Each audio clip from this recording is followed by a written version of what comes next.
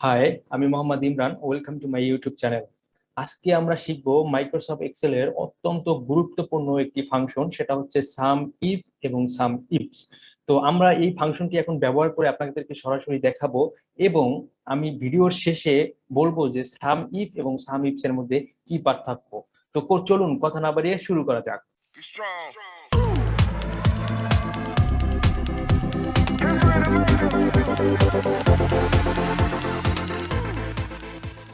তো চলে আসলাম এক্সেল শিটে। এখন আমরা কাজটি শুরু করব। তো শুরু করার আগে একটি রিকোয়েস্ট থাকবে, যারা এখনো আমার চ্যানেলটি সাবস্ক্রাইব করেননি তারা এখনই আমার চ্যানেলটি সাবস্ক্রাইব করুন, এবং এক্সেল বিষয়ে কোনো কিছু জানার ইচ্ছে থাকলে আমাকে কমেন্ট করে জানান যে কি শিখতে চান। দেখুন, আমাদের এখানে একটা সোর্স ফাইল আছে, এবং এই সোর্স ফাইল থেকে 5জন ব্যক্তির নাম আছে। এই 5জন ব্যক্তির টোটাল স্যালারিটা আমরা সাম ইফ এবং সাম ইফস এর মাধ্যমে নিয়ে আসবো। তো প্রথমে আমরা সাম ইফ ফাংশনটি ব্যবহার করি, ইকুয়াল টু সাম। দেখুন, আমরা প্রথমে সাম ইফ ব্যবহার করব, তারপরে সাম ইফস আমি দেখাবো। তো সাম ইফ ব্যবহার করলাম, সাম ইফ ব্যবহার করলাম। এখন কি বলতেছে? রেঞ্জ, অর্থাৎ আমি কোন রেঞ্জ থেকে এখানে ভ্যালুটা নিয়ে আসবো। তো আমি এখানে নামের যে রেঞ্জ আছে এটা হচ্ছে আমার রেঞ্জ, এই রেঞ্জ থেকে আমরা এই স্যালারিটা এখানে নিয়ে আসবো। তো এই রেঞ্জটা সিলেক্ট করলাম, এভাবে সিলেক্ট করলাম। যাদের এখানে এভাবে সিলেক্ট করতে সমস্যা হয় তারা এভাবে নিচে নেমে এভাবে সিলেক্ট করবে।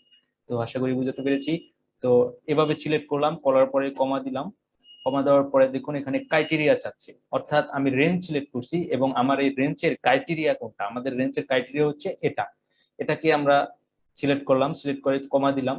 এখন দেখুন সাম রেঞ্জ চাচ্ছে, অর্থাৎ আমার রেঞ্জ ক্রাইটেরিয়া আমাদের সিলেক্ট করা হয়েছে। এখন আমরা মানে কোন রেঞ্জ থেকে আমরা সাম করব, আমরা এই রেঞ্জ থেকে সাম করব। এবং এখান থেকে আপনি ক্লোজিং ব্র্যাকেট দেন, ক্লোজিং ব্র্যাকেট দিয়ে এন্টার প্রেস করলাম। এখন দেখুন আমাদের এখানে রেজাল্ট আসছে যে জুবায়ের সাহেব, তার বেতন হচ্ছে 5,20,000। তো আসলে এই যে স্যালারি এখানে এই শিটের সাথে মিল রয়েছে কিনা সেটা আমরা দেখব। তো জুবায়ের স্যারকে আমরা এখানে থেকে ফিল্টার করলাম। দেখুন এখানে তার কত আসছে? 5,20,000। এখন আমরা এই শিটে যাই, 5,20,000, তার মানে এখানের সাথে এখানে মিল রয়েছে। তো এখান থেকে আমরা এটাকে টেনে দিব, টেনে দিলে দেখুন বাদ বাকি যে সবাই আছে তাদের এখানে ইয়ারলি স্যালারিটা চলে আসছে। তো এখন বিষয় হচ্ছে সাম ইফ এবং সাম ইফস এর মধ্যে পার্থক্য কি। তো এটা আমি ভিডিওর শেষে বলবো। তো আরেকটা রিকোয়েস্ট থাকবে, ভ্যালুকাপ ফাংশনের ভিডিওটি দেখে আসুন, ওখানে খুব ভালোভাবে শেখানো হয়েছে, এবং আপনি যদি একবার দেখেন আপনি আর জীবনেও ভুলবেন না। তো এখন দেখুন আমরা সাম ইফস ব্যবহার করব। তো এটাকে আমরা এখানে রাখি, এখন আমরা এখানে সাম ইফ ব্যবহার করি।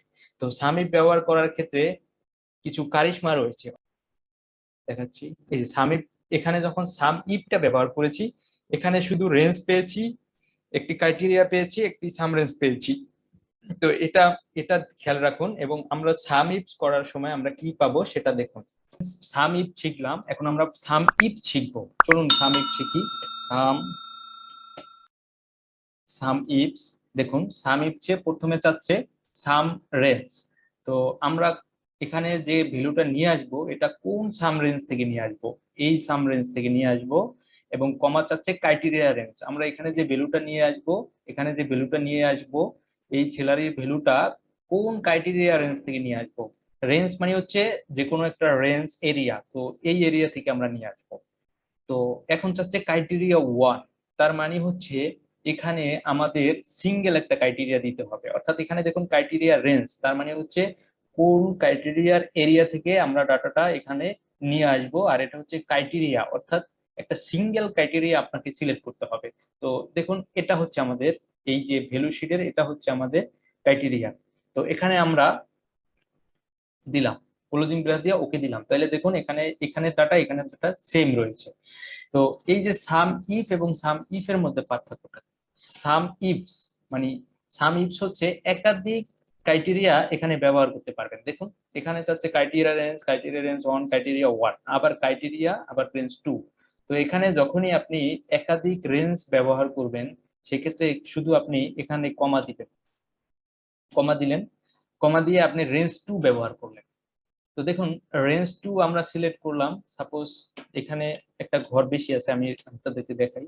এখানে দেখুন মাসের একটা ঘর বেশি আছে, তো আমি এখানে ইনসার্ট করলাম, ইনসার্ট করে সাপোজ এই যে জুবায়ের সাহেবের আমরা জানুয়ারি মাসের ভ্যালুটা দেখি, এই যে জানুয়ারি 22, তো জানুয়ারি 22-এর ভ্যালুটা যদি আমরা দেখি,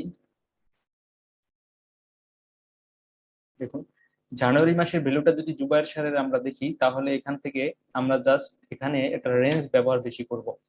এই যে দেখুন এখানে কমা দিলাম, কমা দিয়ে আমরা রেঞ্জ 2 সিলেক্ট করলাম, অর্থাৎ আমাদের কোন রেঞ্জ 2, অর্থাৎ এই যে রেঞ্জ 2 হচ্ছে মান, মান সিলেক্ট করলাম এবং রেঞ্জ ক্রাইটেরিয়া 2, একটা ক্রাইটেরিয়া আমরা সিলেক্ট করছি জুবায়ের সাহেব, এবং দ্বিতীয় রেঞ্জ সিলেক্ট করলাম, আবার দ্বিতীয় ক্রাইটেরিয়া সিলেক্ট করতে হবে। তো দ্বিতীয় ক্রাইটেরিয়া হচ্ছে মাস, তো এখানে সিলেক্ট করলাম, এখান থেকে আপার আপার বাটন কিবোর্ড থেকে আপার বাটন চেপে উপরে উঠবেন, দেখুন উপরে উঠে আমরা এখানে ওকে দিলাম, ওকে দিলাম, অর্থাৎ এখানে হচ্ছে 22।